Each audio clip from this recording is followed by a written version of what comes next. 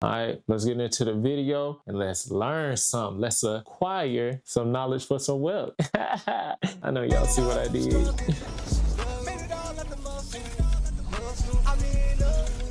Wealthy Empire Network. Also, side note, I already watched this video like a while back. It's in my money management playlist, just a playlist I have for finances, for just gaining knowledge about finances and stuff like that. So I wanted to rewatch it though, because I haven't watched it in a minute. And sometimes when you rewatch things, you get to pick up on some stuff you didn't before. And I do have notes on it too, but I'll figure out a way to get that to y'all. But y'all let me know what y'all learned from the video too. See if anything I can pick y'all brain about also. Let's get to it.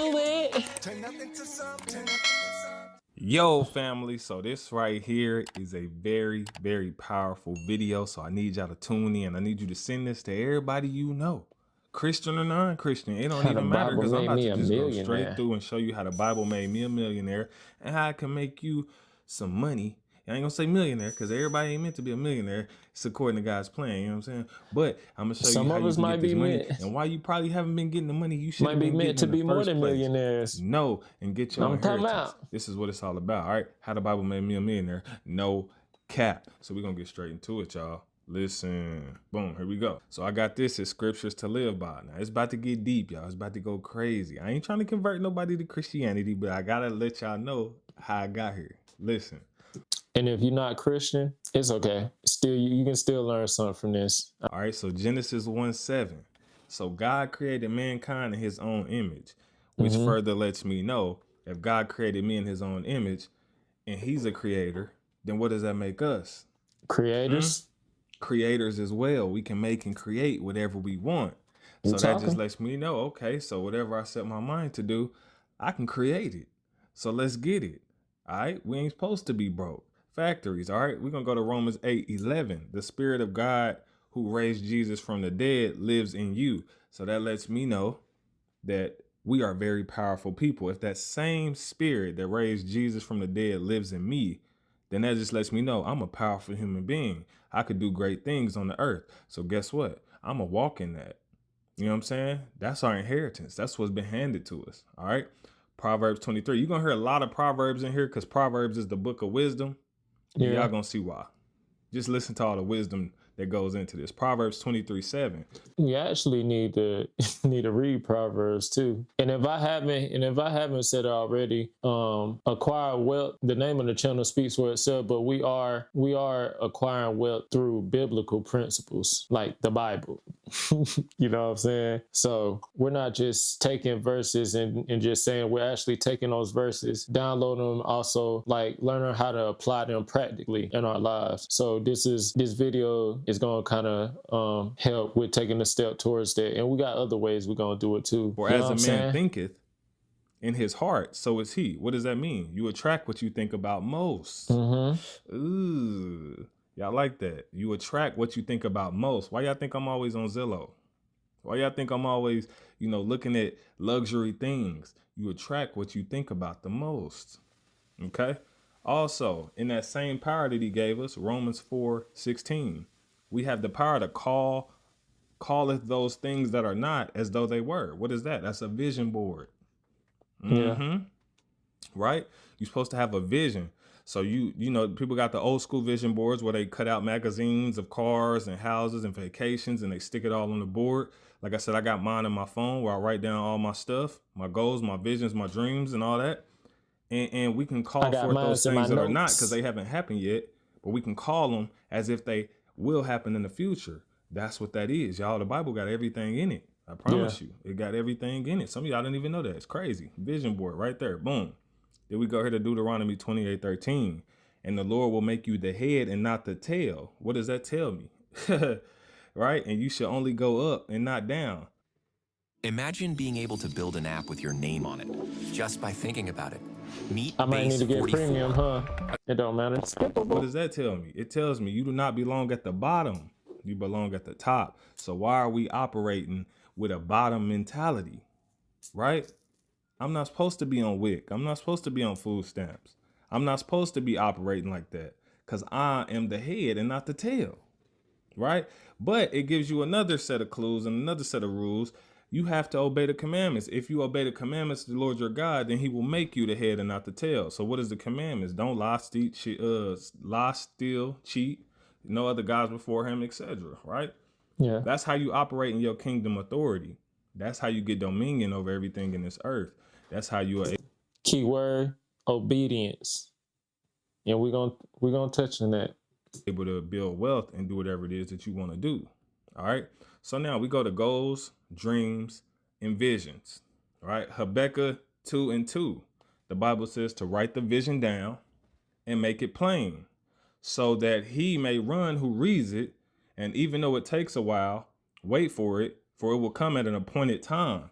So that's why it's important for y'all. And this is what I did. I wrote my vision out. I wrote my goals out. I wrote my dreams on paper, right? So that every time I read it, it makes me run to it, right? It makes me run after that vision, that goal, that dream. Even though it may take a while, it's going to take a while. You're going to write the goals down. You're going to write the vision down, and it's going to take a little time before it happens.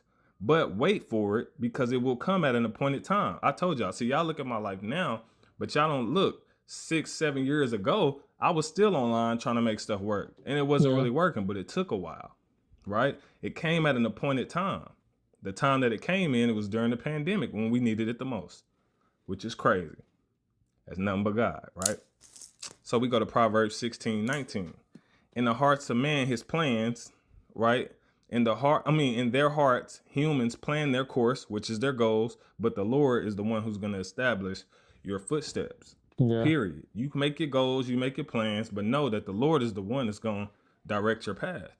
All right. So Proverbs 21:5. The plans, I put / goals and dreams of the diligent. The diligent just simply means the hardworking person with intense concentration. Right. So I'm just going to read it like this. The plans of the diligent lead surely to abundance. Right. But everyone who is hasty comes to poverty. So that simply means, right, the plans, the goals and the dreams that you have, right? If you're a hardworking person with intense concentration, what does that mean? You're focused on that goal. You're focused on that dream. You focus. That's what you think about. Remember, I showed you earlier how it says you attract what you think about the most.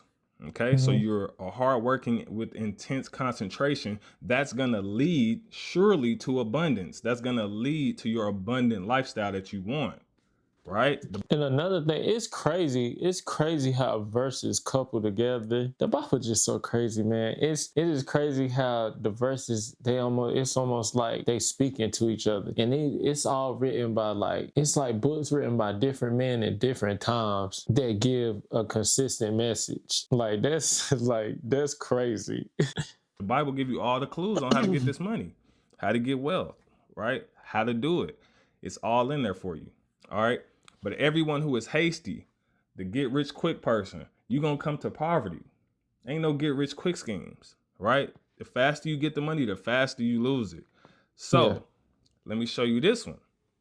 Proverbs 13 through 11. Wealth gained fast will dwindle. That means it's going to disappear. You get money fast, it's going to disappear fast. But whoever gathers little by little will increase it. And I put Forex right here because a lot of us trade Forex. And a lot of us try to get the big money out the gate, and we lose it and we blow them accounts. But those people who gather little by little, right? They taking the $2, they taking the $3, they might be taking the $5.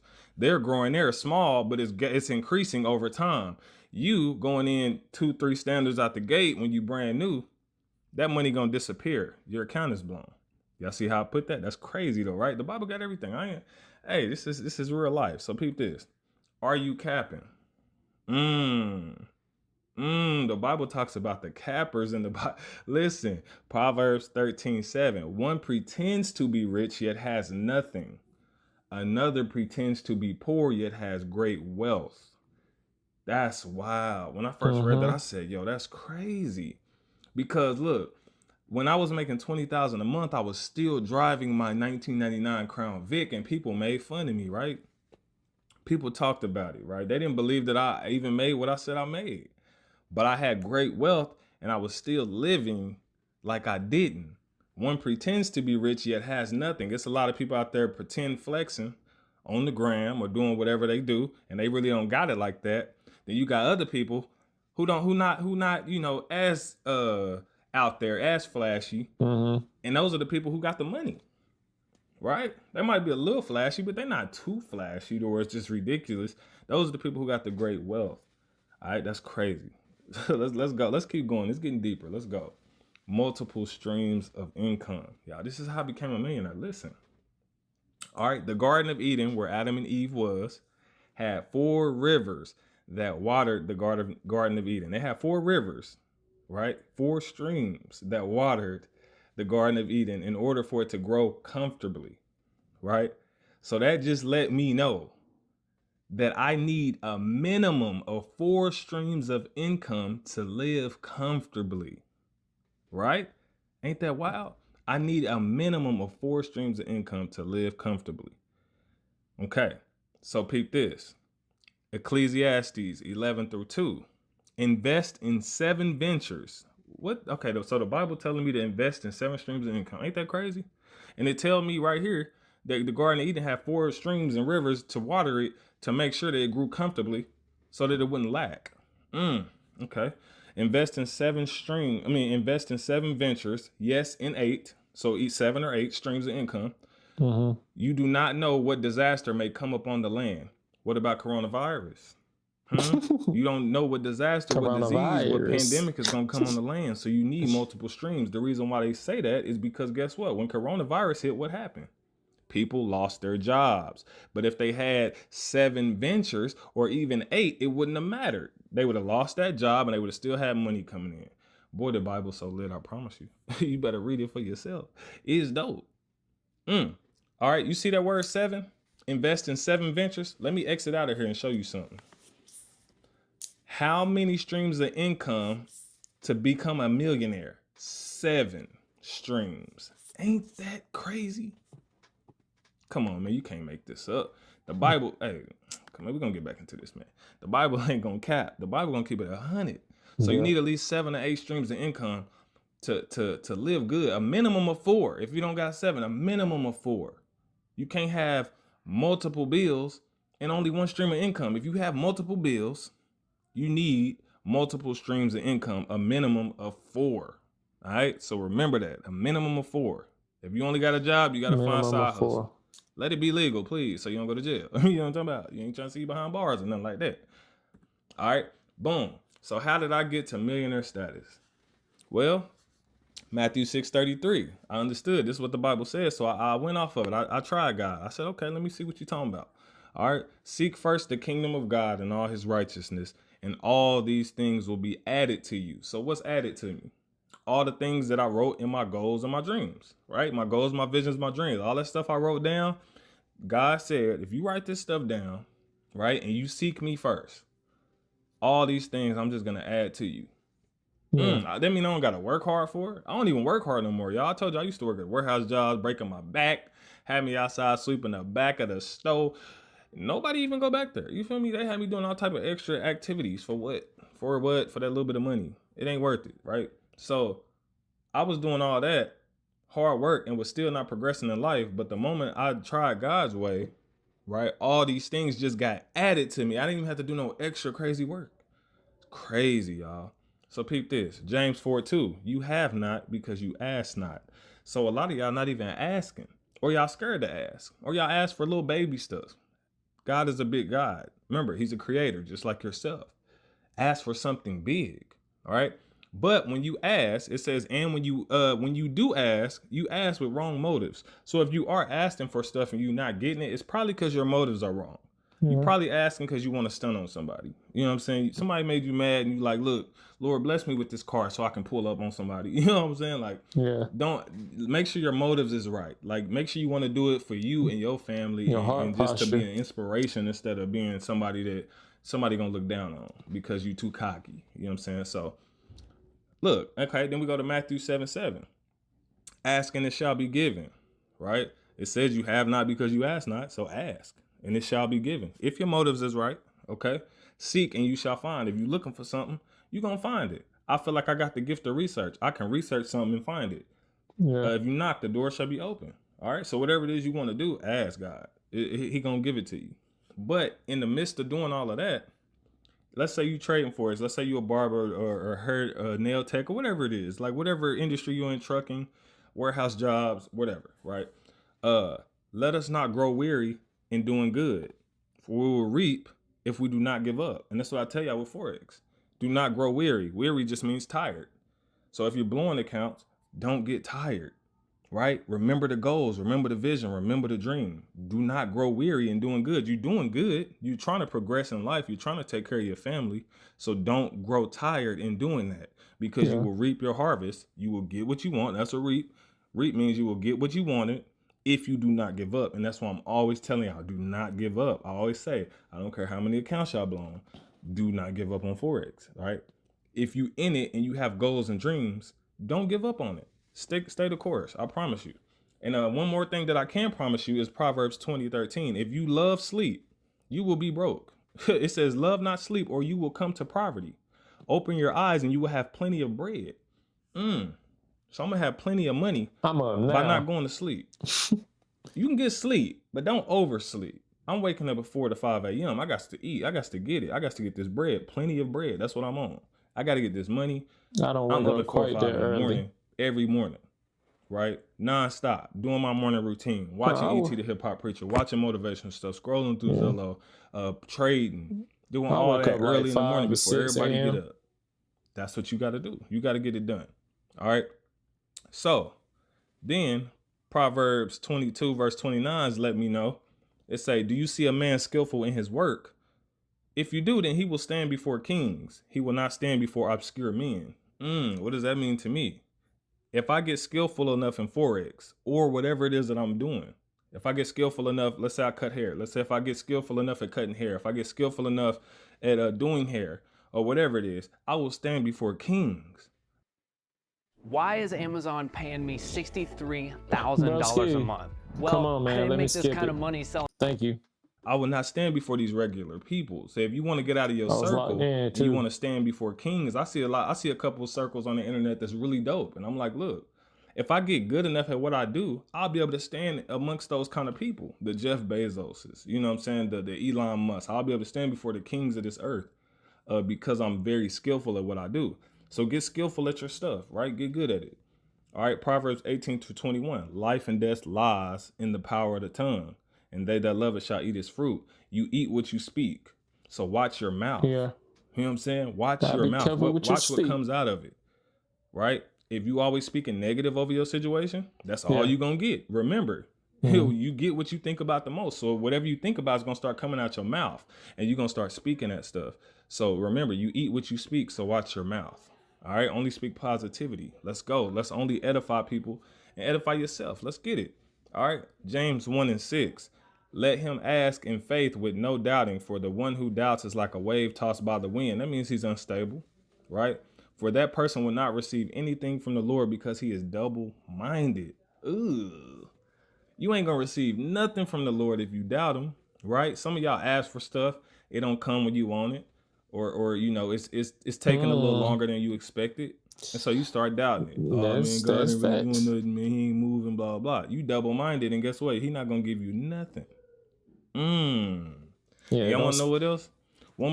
Hey, don't speak on Yahweh name like that. All right? If I get to tweaking. One more thing that helped me become a millionaire.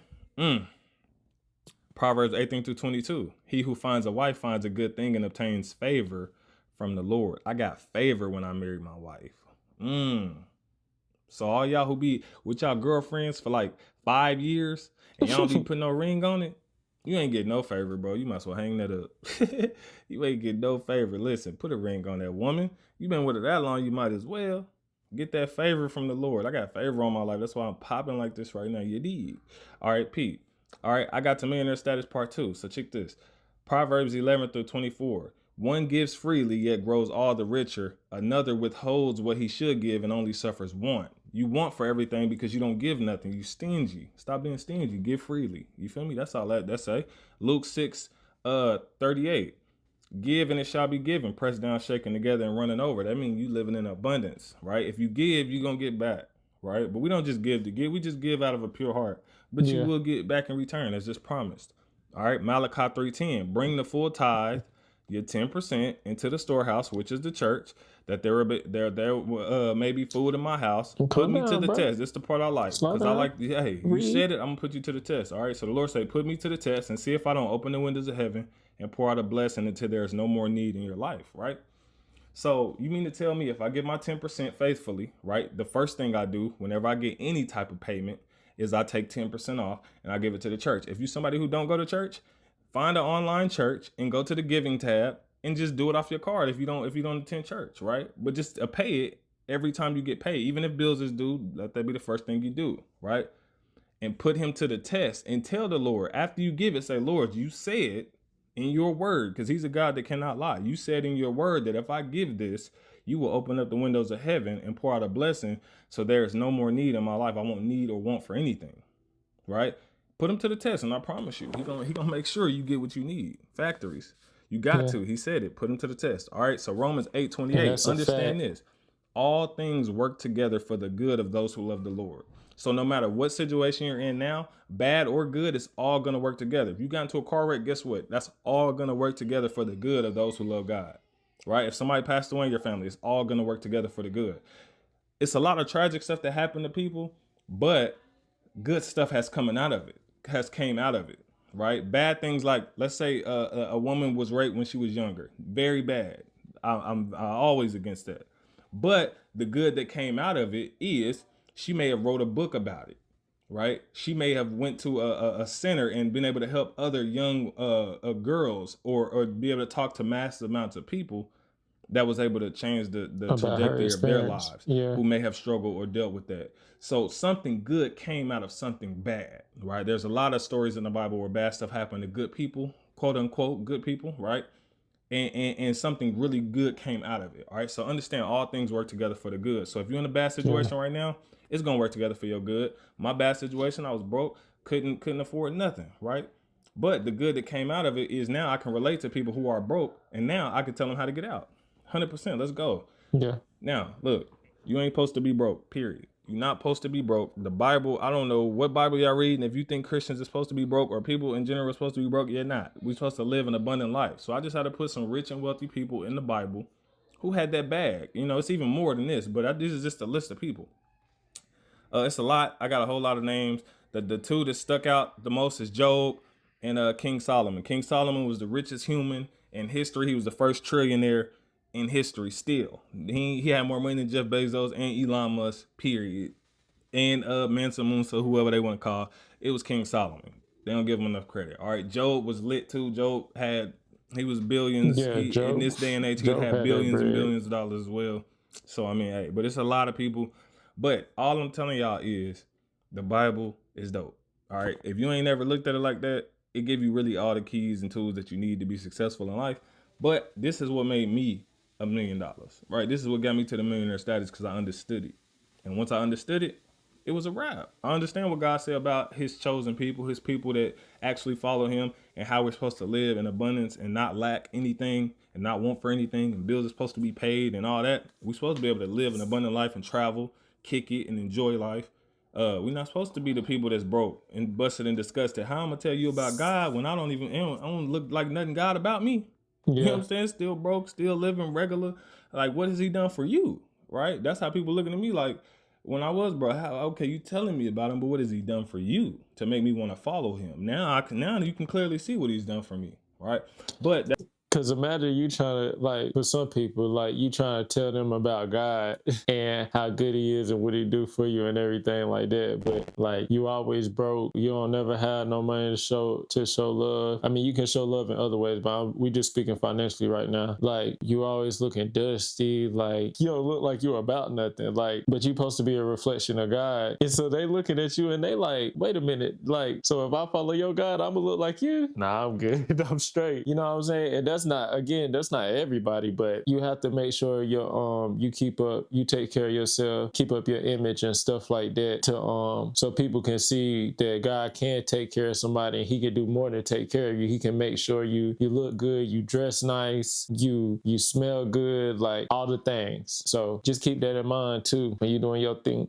That's just what it is, y'all. So hopefully this blessed you. Send this to all the people who may be down, who may be feeling, you know, down and out, and just let them know that they walk in authority, and to start claiming that authority, and to start reading, you know, certain scriptures and just applying them to their life. And like I said, put God to the test. Let them know, hey, this is what your word says that I'm supposed to be, so I'm gonna start following what you said, and this is what I expect to get out of it, right? And know that it may take some time, but it will come at a appointed time.